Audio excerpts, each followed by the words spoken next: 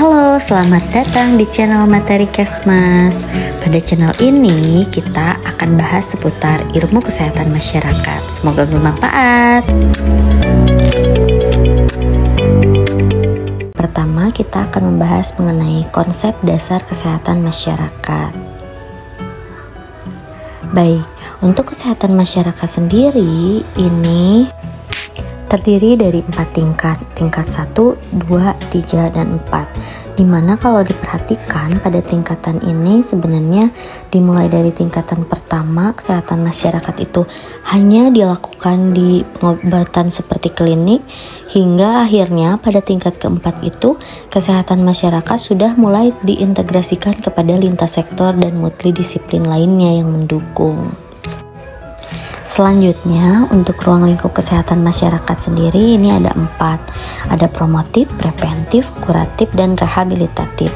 Yang mana kalau promotif itu kan berarti usaha untuk meningkatkan kesehatan. Kalau preventif lebih ke pencegahannya.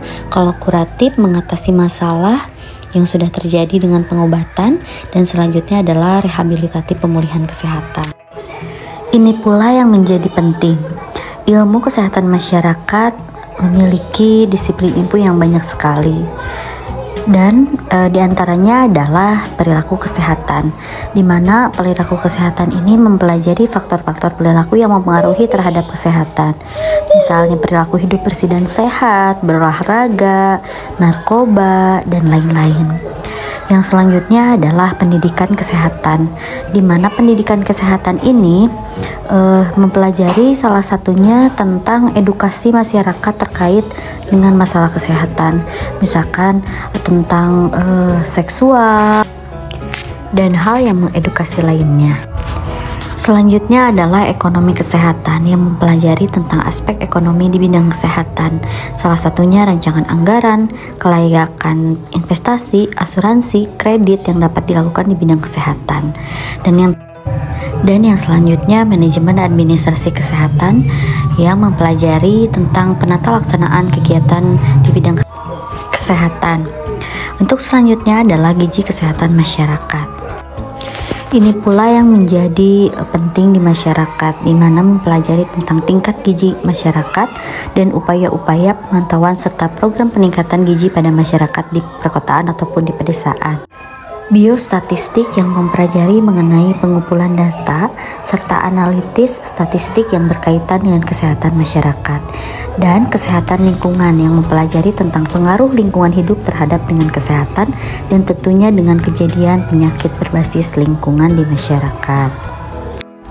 Tujuan daripada kesehatan masyarakat adalah agar setiap individu dalam masyarakat dapat mencapai derajat kesehatan yang optimal secara jasmani, rohani, dan sosial, dan diharapkan berumur panjang dan lebih produktif.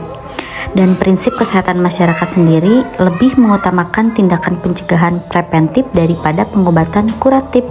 Dalam pelaksanaan tindakannya juga pencegahan menggunakan cara-cara yang ringan biaya dan berhasil dengan baik dan tidak memberatkan kepada masyarakat.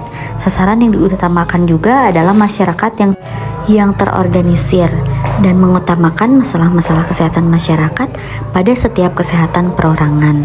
Makanya pendekatannya adalah masing-masing ke rumah tangga. Mungkin rekan-rekan sendiri ini nggak asing dengan faktor-faktor yang mempengaruhi status kesehatan masyarakat menurut H.L. Bloom. Selain daripada teori ini yang sangat terkenal, juga kita bisa memahami bahwa faktor lingkungan adalah faktor yang paling besar yang mendominasi status kesehatan dengan besaran 40%. Dilanjutkan yang selanjutnya adalah faktor perilaku yang mendominasi sebanyak 30%, pelayanan kesehatan sebanyak 20%, serta keturunan atau genetik adalah 10%. Untuk contoh dan penjelasannya ada di sebelahnya ya teman-teman. Di situ udah jelas ada faktor keturunan, pelayanan kesehatan, perilaku, dan lingkungan. Untuk lingkungan sendiri ini tentunya sangat luas sekali ya.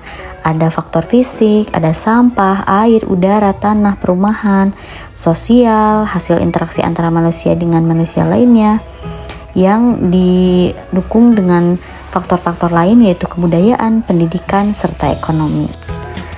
Ini untuk sasaran kesehatan masyarakat sesuai dengan ruang lingkupnya. Jadi untuk promotif itu sasarannya adalah kelompok masyarakat yang sehat.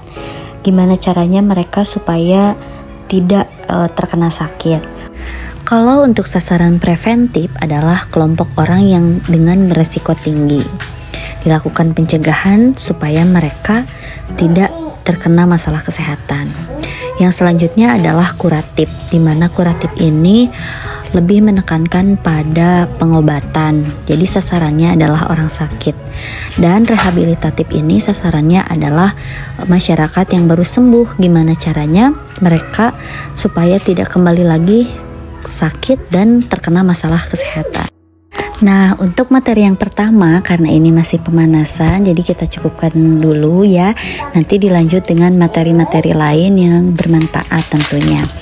Baik, untuk teman-teman yang suka dengan video ini, boleh komen untuk video apa lagi yang akan kita bahas bareng-bareng. Terima kasih, jangan lupa subscribe, like, dan share video ini.